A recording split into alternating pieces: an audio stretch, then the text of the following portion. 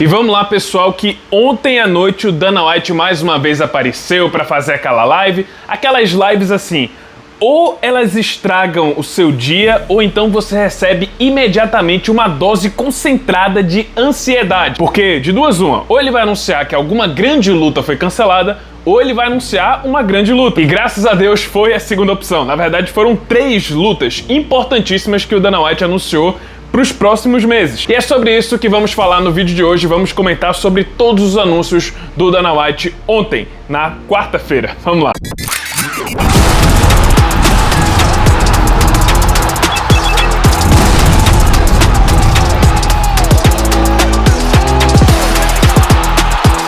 E pessoal, a primeira luta que eu quero comentar é sobre Jamahal Hill contra Khalil Rountree no UFC de Kansas City, que está marcado para o dia 26 de abril. Para quem não lembra, essa luta já havia sido marcada em 2024 no UFC 303, acabou sendo cancelada e aí o Khalil acabou lutando com o Poatan e o Jamahal Hill acabou lutando contra o Jiri Prochazka. Os dois perderam suas respectivas lutas. Curioso, né, que as antigas vítimas, né, os filhos do Poatan estão se enfrentando. E logicamente nessa luta aqui a gente tem um herói contra um vilão, porque apesar dos dois terem lutado e perdido pro Poatan, cada um saiu com uma visão diferente por parte do público. Enquanto o Jamahal Hill virou chacota, né, virou o inimigo número 1 da categoria, todo mundo passou a odiar o ex-campeão dos meio pesados. O Khalil Rountree não, meio que ele viveu aquela história do Rock. Aquele cara desacreditado, a grande zebra, ninguém imaginava que ele sequer faria frente pro Poatan, só que foi lá com aquele jeito mais humilde dele, foi lá, lutou com o Poatan, chegou até o 4º round, deu uma das lutas mais duras do Poatan no MMA, acabou sendo nocauteado no 4º round, mas caiu de pé, ganhou o respeito do público. Apesar dele ser o 8º do ranking, muita gente acha que ele deveria estar dentro do top 5 por causa dessa performance com o Poatan. O cara deu knockdown no Poatan. Mas também não há como negar que aquele personagem que o Jamahal Hill tava tentando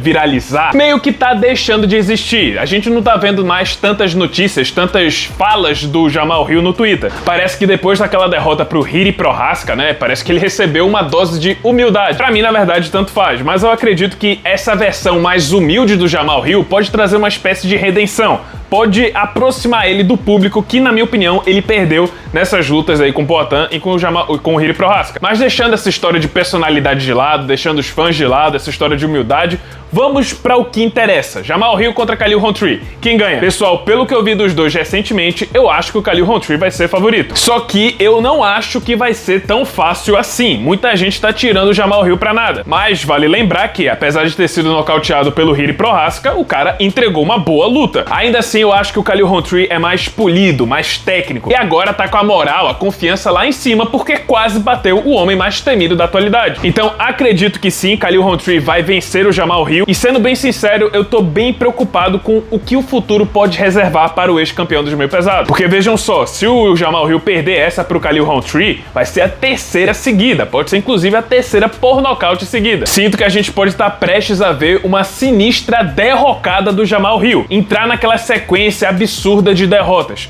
Acabar saindo de vez de cena da disputa pelo cinturão dos meio pesados. E o que eu acho uma pena, porque gostando dele ou não, o Jamahal Hill meio que deixa assim as coisas mais interessantes na categoria dos meio pesados. O cinturão do UFC não chega no colo de alguém por acaso. Se ele conquistou o cinturão é porque ele merece, tem capacidade pra isso. Infelizmente a gente sabe como funciona, não é só capacidade, é time, são as lutas casadas naquele momento que foi casado. E infelizmente eu acho que o Jamahal Hill vai acabar emplacando a 3ª derrota consecutiva e que isso pode trazer consequências sérias pro restante da sua carreira no UFC. Segunda luta anunciada pelo Dana White, o Jean Silva da Fighting Nerds, que acabou de nocautear o Melsik Baghdasaryan há 5 dias atrás e na entrevista pós-luta pediu o Bryce Mitchell, teve o seu desejo atendido depois de 5 dias. Agora ele vai enfrentar o Bryce Mitchell no UFC 314, que acontece em abril. Oportunidade de ouro para o Jean Silva. E mostra que o Dana White tá com muito interesse não só nele, mas acredito que nos atletas da Fight Nerds no geral. Jean Silva é um cara muito empolgante, uma bela adição para a categoria dos penas. Tem 28 anos, tem uma longa carreira pela frente, tá seguindo esse hype da Fight Nerds. Então Dana White viu aí uma grande oportunidade, viu que tem potencial e por isso já marcou a luta contra o Bryce Mitchell, que inclusive também tinha pedido para enfrentar o Jean Silva, ele aceitou o desafio. Então tem que ressaltar também a coragem do Bryce Mitchell, que tá enfrentando o segundo desranqueado em sequência. Não é todo lutador atualmente que aceita enfrentar o desranqueado, arriscando sua preciosa posição no ranking, principalmente o Bryce Mitchell, que tá quase saindo, tá lá 13º dos penas, ou seja, essa derrota pode inclusive tirar ele do ranking, e não há como negar que é uma grande oportunidade pro Jean Silva. É uma luta muito bem casada, acho que ele vai vencer, acho que ele vai nocautear também o Bryce Mitchell, e com isso ele entra no top 15 da categoria. Até o final de 2025, ele pode inclusive pintar lá no top 5. E pra finalizar, o último anúncio do Dana White foi a solução para o UFC 313. No fim das contas, foi o Rafael Fiziev quem recebeu uma segunda chance contra o Justin Gaethje. Ele entra no lugar do Dan Hooker e vai enfrentar o ex-campeão interino e o ex-campeão BMF no coevento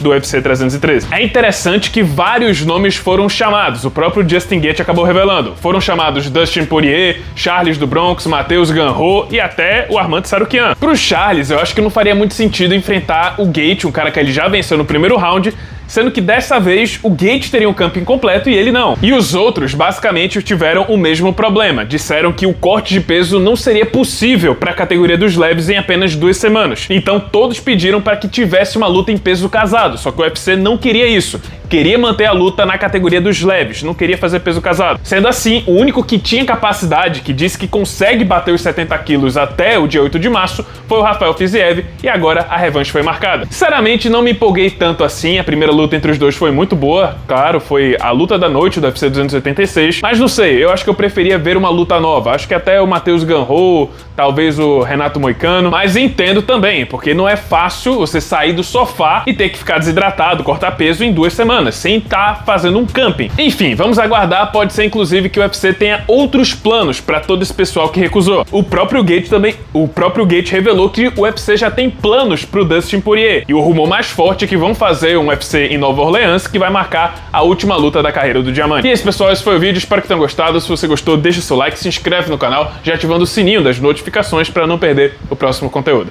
E é isso, muito obrigado por terem assistido e até a próxima.